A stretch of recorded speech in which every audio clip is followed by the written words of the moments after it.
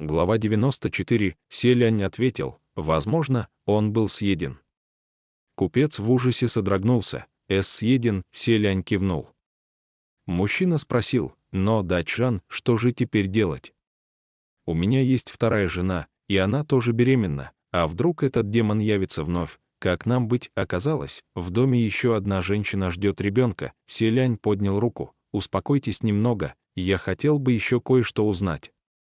Ваша жена не упоминала, где именно во сне повстречала дитя. Купец ответил. Она описала место довольно пространно, сказала только, что находилась в просторной комнате, но большего наверняка не вспомнит. Это ведь только сон, кто может припомнить все в мельчайших подробностях? Скорбно стиснув зубы, он добавил, мне ведь уже за 40, и вот, наконец, дождался сына. Но какое несчастье меня постигло? Дачжан, вы уже убили этого монстра. Не дайте ему снова навредить моей семье. Селянь ответил, не стоит впадать в панику, не стоит. Я сделаю все, что в моих силах. Купец радостно потер ладони, прекрасно, прекрасно. Что вам для этого понадобится, Дачжан? За вознаграждением дело не станет, Селянь, однако, ответил, в вознаграждении нет нужды. Но вам придется оказать мне помощь вот в чем. Во-первых, возьмите на себя хлопоты отыскать для меня комплект повседневного женского одеяния, достаточно широкого покроя, чтобы его мог надеть мужчина. Также, боюсь, мне понадобится прядь волос вашей второй жены для сотворения магического обряда.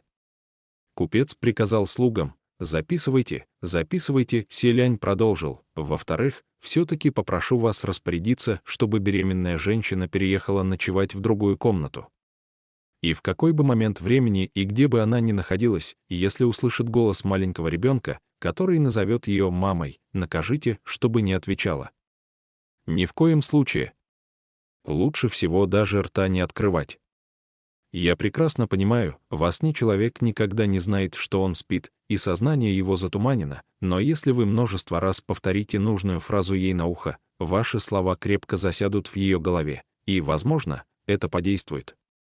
Купец пообещал, что все исполнит, тогда Селянь добавил, в-третьих, я покинул монастырь вместе с 2 мальчиками, поэтому придется мне поручить вам пока присмотреть за ними и как следует их накормить.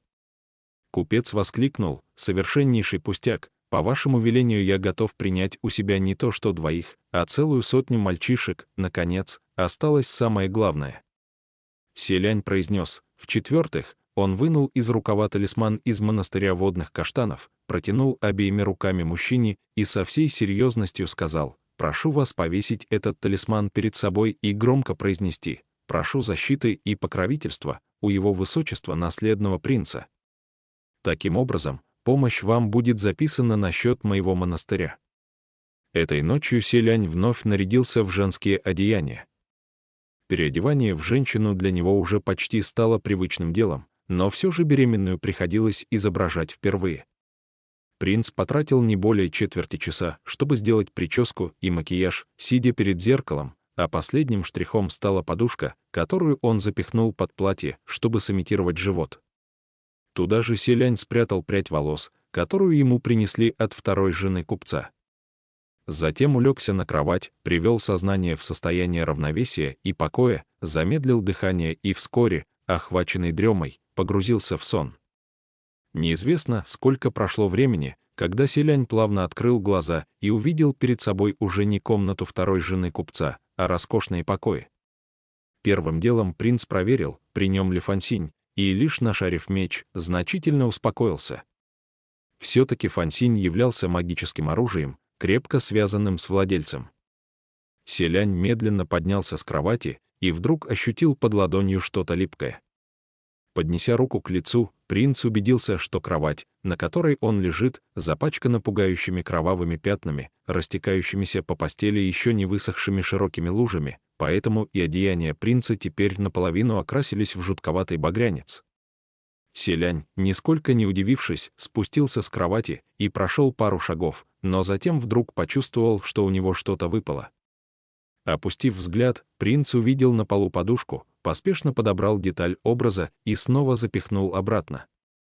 Но стоило сделать еще 2 шага, и живот вывалился снова, так что селяню пришлось поддержать его руками, после чего принц наконец смог осмотреться. С малых лет селянь воспитывался в императорском дворце, поэтому его вкус и слух невольно попали под влияние окружающей обстановки. Насчет восприятия прекрасного принц имел собственное мнение. И на его взгляд небольшой флигель, в котором он очутился, хоть и выглядел довольно роскошно, все же полнился слишком сильной женской энергетикой, что позволяло предположить, что принц находится в питейном или же ином увеселительном заведении. К тому же, по сравнению с современными постройками, стиль и убранство флигеля поистине отличались уклоном в древность. Похоже, его выстроили несколько сотен лет назад. Принц так и не смог понять, что же это за место. Таким образом, вероятность того, что в случившемся виновен дух нерожденной девочки, от которой избавилась жена купца, значительно снижалась. Поскольку иллюзия, которую сотворяет нечисть, основывается на ее собственном сознании, и вполне очевидно, что подобные столетние хоромы могли существовать только в памяти такой же столетней нечисти. Селянь обошел флигель, но не обнаружил ни следа пребывания кого-либо еще, поэтому вернулся в комнату, где оказался с самого начала. Спальня принадлежала женщине, среди убранства оказался столик для наведения красоты. Ящики в нем выдвигались, и внутри обнаружились детские вещи, а также игрушки, погремушки-барабанчики и тому подобное. Все указывало на то, что женщина, проживавшая здесь, относилась к ребенку с трепетной любовью. Продолжив перебирать вещи в ящиках, селянь вдруг удивленно замер. Среди стопки детской одежды лежал защитный талисман. И он принадлежал наследному принцу Синьле. Чрезвычайно изумленный, селянь, разумеется, неоднократно проверил находку, но все же удостоверился, что не ошибся, защитный талисман действительно принадлежал его храму. К тому же, вовсе не походил на простенькие талисманы, которые он теперь изготавливал сам, ходил на гору собирать ароматные травы, своими руками плел основу, затем на ней собственноручно делал надпись о назначении талисмана и даже покупал красную нить, чтобы повязать сверху. Найденный талисман относился к тем, что 800 лет назад, во времена самого расцвета величия наследного принца Синьле, распространялись по всему государству, почти каждый житель имел у себя как минимум один такой. Изготавливались они из лучшего материала, украшались искуснейшими узорами, и не возникало никаких сомнений ни в том, освящен ли талисман, ни в том, где именно. Неужели хозяйка комнаты когда-то являлась одной из его последовательниц? В тот же миг посреди мертвой тишины селянь услышал переливистое хихиканье. Совершенно внезапный детский смех разлился по воздуху, не давая понять, откуда именно звучал. Селянь нисколько не переменился в лице, только задумался. Этот смех кажется немного знакомым, будто бы мне приходилось где-то слышать его раньше. Но где же? Внезапно в его памяти заиграла детская песенка «Алый паланкин бежит, в нем невестушка сидит». Под покровом слезы льет, и улыбка не мелькнет, гора Юйцзюнь, разукрашенный паланкин. Тогда он и услышал голос духа ребенка. Когда к селяню пришло резкое осознание, детский смех тоже внезапно оборвался. Принц молниеносно обернулся, но не увидел ни следа постороннего присутствия. После инцидента на горе Юйцзюнь селянь расспрашивал сеть духовного общения о духе ребенка, но тогда все небожители сказали ему, что не обнаружили ничего подобного во время обыска местности, детский голос слышал только он один. Но теперь принц снова повстречался с духом. Случайность ли это? Или, может быть, кем-то подстроено умышленно, дух ребенка перестал смеяться, зато заговорил «мама». Голос, который произнес «мама», прозвучал совсем близко, но принц никак не мог понять, откуда именно. Замолчав, задержав дыхание и сосредоточившись, селянь внимательно прислушался. Спустя долгое молчание голос раздался снова «мама». «Возьми меня на ручки». На этот раз селянь наконец обнаружил, что голос шел прямо из его живота. Селянь до сих пор придерживал рукой живот и заметил лишь теперь, что в какой-то момент подушка под платьем потяжелела. Принц ударил по подушке раскрытой ладонью, и вместе с громким хлопком из-под юбок что-то выкатилось. Селянь увидел существо, смутно напоминающее мертвенно-бледное тельце младенца. Оно выплюнуло изо рта какой-то комок и кубарем откатилось в темноту, исчезнув в мгновение ока. Селянь подбежал к месту, где только что лежало существо, и увидел, что оно извергло несколько комков ваты и клок черных волос. По всей видимости, отвлекающий трюк, придуманный принцем, все-таки возымел действие. Демоненок намеревался сожрать ребенка, селяня, так же, как сожрал дитя из утробы предыдущей жертвы, но подавился ватой из подушки, которую принц пристроил на манер живота. Почти сразу селянь снова услышал, как тварь пронзительно заверещала «Мама!». Но как бы оно ни старалось, как бы ни визжало, селянь оставался хладнокровен, даже рта не раскрывал. Поскольку дух ребенка не имел определенной формы, принц пришел к выводу, что это нерожденный плод, комната же являлась местом, где когда-то жила его мать, а может, и он вместе с ней. И если бы ребенок умер в возрасте хотя бы нескольких лет, то и своим жертвам дух его являлся бы в том же виде, но в большинстве случаев он принимал вид сгустка черного дыма или же размытой белой фигуры. Все говорило о том, что он и сам не уверен, как должен выглядеть. Вдобавок одежду, что хранилась в ящиках, очевидно, ни разу не надели на ребенка, а прибавив к этому жуткие пятна крови на кровати, селянь заключил, что у хозяйки комнаты случился выкидыш, тогда как еще не родившееся дитя уже обрело форму и заимело крохи собственного сознания. Обернувшись духом, нерожденный желал вернуться в чрево матери. Таким образом и пострадала жена купца. Явившись женщине во сне, дух принялся кричать «мама», и женщина сделала то, чего ни в коем случае делать нельзя, открыла рот и ответила ему. Надо сказать, что связь между матерью и ребенком отличается от иных связей, поэтому ответ в данном случае является разрешением творить все, что захочется. Открыв же рот повторно, женщина дала темной твари возможность вторгнуться в ее тело, демоненок проскользнул в ее утробу, сожрал плод, который там уже находился, и сам занял его место. Селянь являлся мужчиной и не мог сказать наверняка, не проникнет ли дух точно так же и в его живот, если принц откроет рот. Но на всякий случай все-таки решил не рисковать. Вот так, плотно сжимая губы, принц с фансинем в руке принялся повсюду искать младенца.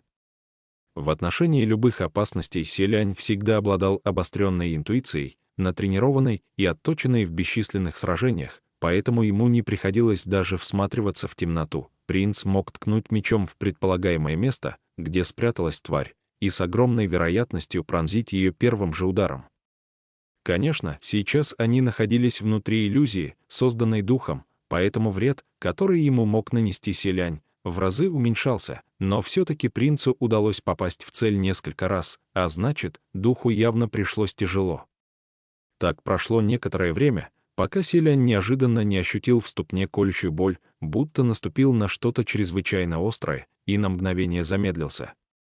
Поняв, что противник попался, дух, кажется, коварно усмехнулся, и хотя его усмешка звенела детскими нотками, от ребенка подобный звук ожидалось услышать меньше всего.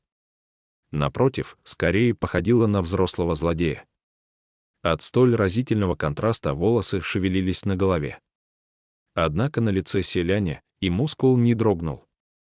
Не останавливаясь, он занес меч и сделал еще выпад. Снова точно в цель, дух болезненно ойкнул. Вдоволь натерпевшись от принца, он бросился на утек и спрятался где-то далеко, так что у селяня наконец появилась минутка, чтобы осмотреть подошву сапога. Оказалось, что он наступил на вертикально торчащую из пола иглу, которую наверняка специально оставил зловредный дух. Видимо, в самом деле надеялся, что селянь вскрикнет от боли. Однако просчитался, принц умел терпеть боль как никто другой, в случае необходимости он бы не проронил ни звука, даже зажатый в капкан на громадного зверя, не говоря уже об иголке в ноге. Тонкая игла вошла довольно глубоко, и селянь хотел было первым делом вынуть ее, однако побоялся, что дух, потерпев поражение, разгневается и попытается сбежать от него, чтобы навредить другим людям. Поэтому так и покинул комнату, наступая на иголку. Вскоре боль перестала ощущаться, и принц практически летел за беглецом. Однако, поискав внутри дома, не обнаружил ни следа духа и в недоумении подумал, неужели он испугался. Размышления селяня прервали оконные ставни неподалеку, открывшиеся сами по себе. Принц немедля подбежал к ним, выглянул наружу и оторопел. За окном не оказалось ни улицы, ни горного пейзажа, ни прохожих. Только глубокий пруд, кажущийся бездонным. А на другом берегу пруда стоял дом, в одном из окон которого принц увидел сидящих за столом детей, Лан и Найгутсе. Они торопливо поедали яства, от которых ломился стол. Но только мальчики совершенно не замечали, что прямо над ними кружится в воздухе густой черный туман, издающий веселый детский смех и звонко выкрикивающий «Мама!». «Мама!» Сердце селяня резко сжалось, он схватился руками за переплет, против своей воли едва не выкрикнув предостережение детям. Однако, вспомнив, что рот открывать нельзя, на силу сдержался. Пусть они находились внутри иллюзии, принц не знал наверняка, мог ли дух затянуть в нее также и мальчишек. Если все действительно так, любые раны, которые они получат здесь, перенесутся также и на их тело в реальности. Принц огляделся вокруг в надежде найти цветочную вазу, чтобы бросить ее за окно и тем самым предостеречь детей, однако не обнаружил совершенно ничего подходящего. Стол и стулья никак не добросишь, а между двумя домами раскинулось целое озеро. Неужели придется плыть тем временем Гудзе, видимо, притомившись за день, широко зевнул, и черный дым собрался сгустком, судя по всему, намереваясь проскользнуть в открытый рот ребенка.